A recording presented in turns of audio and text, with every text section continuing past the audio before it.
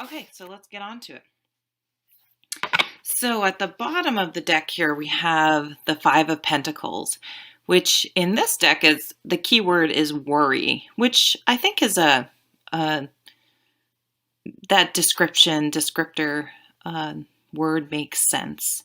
So, this to me is a card about poverty consciousness, just feeling, lack and you never have enough and no one thinks about you. And it's a little bit of a pity party, I think. So be careful this week not to get too, if you're feeling short on cash or you're feeling a little shut out from someone that maybe you had a tiff with or a little bit lonely, um, which is fine. And we all feel that way sometimes. So don't beat yourself up about it, but make sure you're looking at the big picture and not hyper focused on something, especially, money like, oh, if I had only won Powerball. I still think winning Powerball would make me very happy. I mean, I'm happy anyways, but I think that would solve a lot of problems. They say, oh, Powerball won't make you happy. Well, I don't know. I think it'd make me very happy.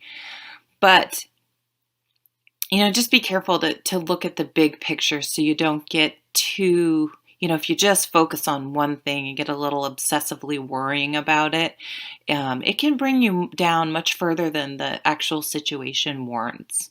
So just be careful about that, to be gentle with yourself and remember the positive things that you have going on in your life. The Knight of Cups. I've been seeing Cups, Page and Knights of Cups coming up this week and other readers' readings on YouTube. Oh, you know what though? This is the Thoth deck, so this is actually the King. I've been seeing all the court cards of Cups come up.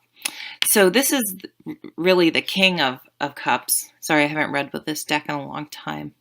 So he is more of an offering because he is, he's holding up this cup. His horse he's on a horse like the knights, but it really is the highest court card in this deck.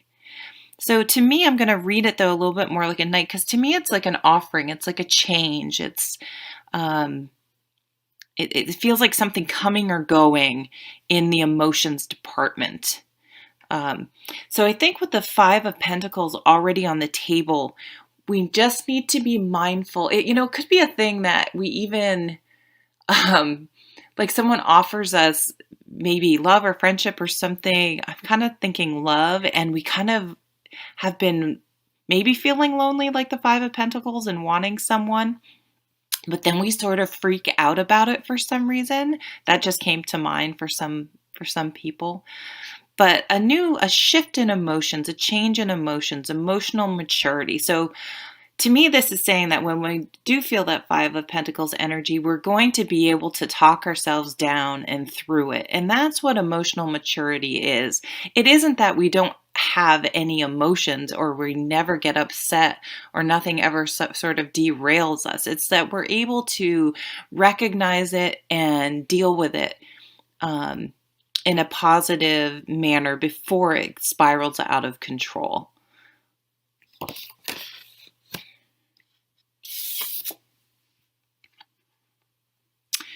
And the Princess of Swords, or the Page of Swords.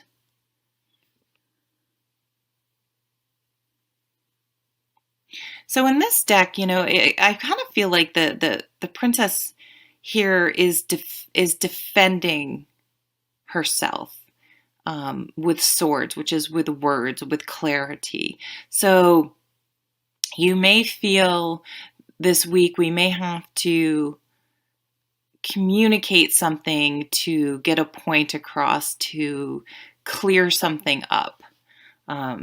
It does seem like there are some clouds in this card, so there may be some miscommunication, and we are still in Mercury retrograde, so that's not unexpected. I can definitely relate this to me. I feel like right now, anytime I try to communicate anything with my son's school, it meets a brick wall, and I'm really struggling with how to best communicate it without people being Yeah, so defensive, trying to get my point across without, making things more tense. It's really tough, but trying to take the emotions out is always the best thing to do, and super difficult when you're dealing with things like your children, or things that you are emotionally attached to. So that's a good lesson for me this week. And again, it goes back sort of to the Knight of Cups and this worry card of just being thoughtful and mindful of why you might be feeling a little, and I don't see this as a big thing, but if you do get those little moments of sort of worry, or going down that worry spiral, to try to cut away the emotion and get some clarity of your thoughts, clear away those clouds that are cluttering up your thinking, so you can approach it in a productive manner. Ooh, and the Fool. I love the Fool card. He's my favorite. I listen to a lot of tarot podcasts, and they were talking about the Fool. And people, rightly so, read the Fool as naive, just sort of going for it without really weighing the consequences. But I put him firmly, he's 0, so he's not necessarily at the beginning or end. It's a circle. But I put him, if he was to be either on the top or the bottom of the major arcana, firmly at the top, because I feel like, if you try to worry about every single lesson of every single major arcana card before while you're doing something or embarking on something, you'll never do anything, because it's impossible to please everyone, be completely balanced. It's just not possible for human beings. So sometimes you just have to go for it. And now that this card's on the table, I'm sort of seeing the Knight and the Princess different, because there's a lot of action in those cards. So I feel like we do need to take action, and that maybe we're a little bit worried about it. And that's why the worry card came up, of how to best approach it.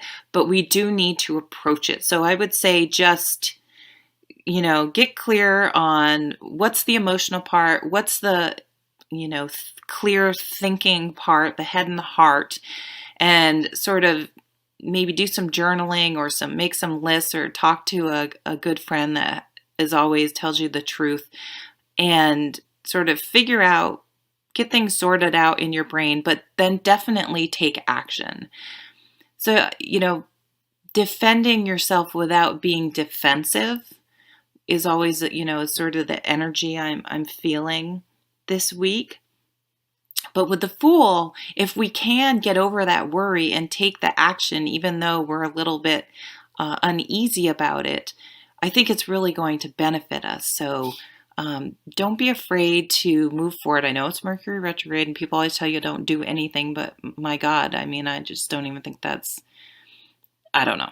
I still kind of just go along, and just mindful that if my computer glitches or there's little hiccups, like, oh yeah, haha, it's Mercury retrograde, but I don't stop my life for it, because I don't think that's possible. There's never, it's almost like there's never a perfect time. There's rarely a perfect time for something. So you kind of just have to go with the flow and take things as they come. So I feel like there is a definite move to action this week. And I think we're going to approach it, in a mature manner, and not get too emotional, as counseled by the King of Cups.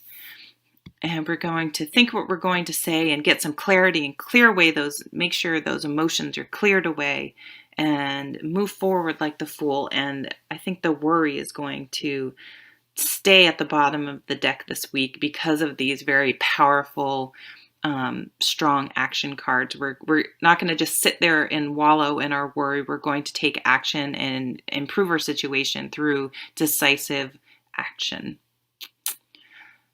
Thank you so much for watching, and I hope you have a really lovely week. Take care.